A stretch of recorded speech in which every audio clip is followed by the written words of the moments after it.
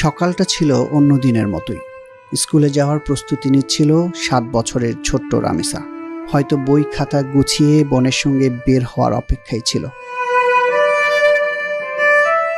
কিন্তু সেই সকালই হয়ে উঠল তার জীবনের শেষ সকাল।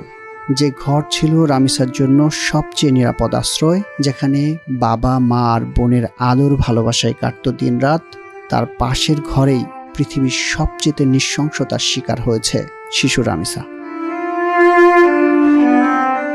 পরিবারের সদস্যরা বলছেন, সকাল 10:30টার দিকে বড় বোন রাইসার সঙ্গে স্কুলে যাওয়ার কথা ছিল রামিসার।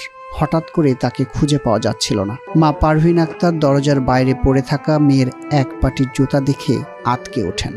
সন্দেহ হয় পাশের ফ্ল্যাটে, কিন্তু ভেতর থেকে বন্ধ দরজা কিছুতেই খুলছিল না। পরে ফোন দেন 999-এ। ঘটনা হয়েছিল, ওর আম্মা ফোন দিছে, আমার যা আমাকে ফোন দিছে যে বাসায় কি হয়েছে। তো ও কান্নাকাটি করতেছে, আমি আর শুনি নাই, মোবাইল রেখে আমি দৌড়ায় আসছি। সবাই আসছি আমরা, আইসা দেখি যে ওই ফ্ল্যাটটা ও সবাই সব জায়গায় খুঁজছে। তারপরে সবাই ফ্ল্যাটে মানুষ বের হয়ে আসছে, কিন্তু ওর সামনের ফ্ল্যাটের লোকেরা ওর দরজাটা খুলে না খোলাতে ওর একটা স্যান্ডেল বাইরে ছিল, একটা মানে ছিল, ওইটা দেখে ওর আম্মুর আর আমার যায়ের সন্দেহ হয়েছে, কিন্তু দরজা ধাক্কাইছে, কিন্তু দরজা খুলে নাই। পরে আমরা এসে দরজা অনেক খোলার চেষ্টা করছি, কিন্তু দরজা খুলে না। পরে আমাদের মনে হয়েছে যে 999-এ ফোন দেই। পরে 999 এসে আমি ফোন দিছি, হ্যাঁ 999-এ ফোন দিছি। ফোন দেওয়ার পর 10 মিনিট পরেই আল্লাহর রহমতে স্যার আইসা পড়ছে।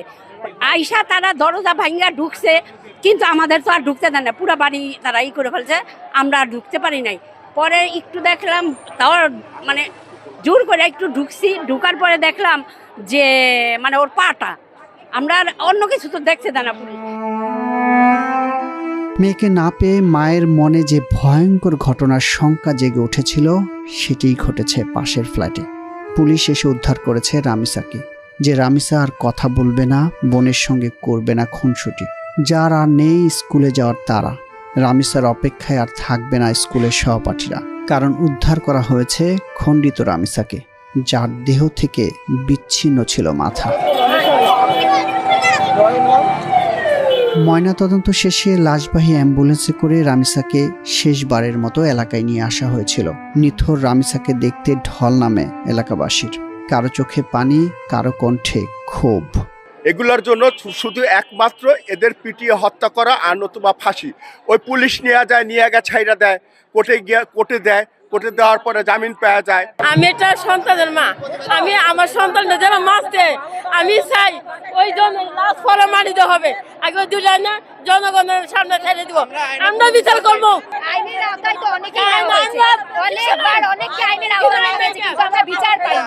এবার জনগণের সম্মুখে জনগণকে ছেড়ে দিক, আমাদের সামনে বিচার হোক, যাতে ভবিষ্যতে কোনো সোহেলের জন্ম না হয়। আমাদের সামনে আইন করবে বিচার, আইন যদি বিচার করতে চায় আইন আমাদের সামনে করবে।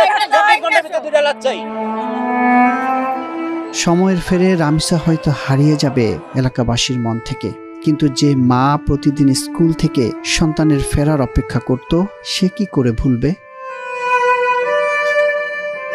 এরই মধ্যে হত্যায় জড়িত সন্দেহভাজন পাশের ফ্ল্যাটের ভাড়াটে সোহেল রানা ও তার স্ত্রী শম্পা আক্তারকে গ্রেফতার করেছে আইন শৃঙ্খলা বাহিনী। চলছে তদন্ত।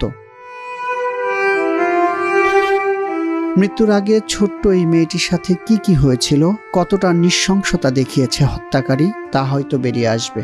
কিন্তু রামিসার পরিবারের সদস্যরা কি করে সহ্য করবে ছোট্ট এই নিষ্পাপ মুখের অভাব?